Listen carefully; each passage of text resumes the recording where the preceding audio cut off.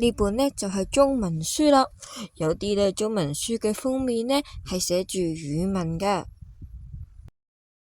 呢本呢就係英文書啦，佢嘅封面呢係有啲英文字㗎。呢本呢就係數學書啦，佢封面上邊呢係有數學兩隻字嘅。呢本呢就係常識書啦，佢封面呢都係有常識呢兩隻字㗎。小朋友，你哋揾唔揾到呢？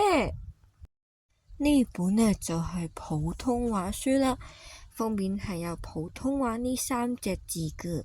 小朋友，你哋仲見唔見到封面上面有啲普通話拼音啊？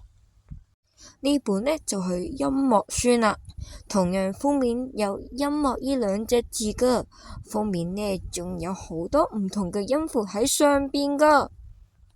呢本呢就係聖經書啦，佢個封面呢都有聖經呢兩隻字㗎喎，但係呢有啲學校唔係基督教，所以就冇聖經書啦。可能佢哋係其他宗教，就會有其他宗教嘅書本啦。呢啲呢就係小兒童要帶嘅用品。有啲學校呢可能要帶埋膠剪啦、圍裙啦。每一間呢小學呢小兒童帶嘅嘢可能都唔一樣㗎喎。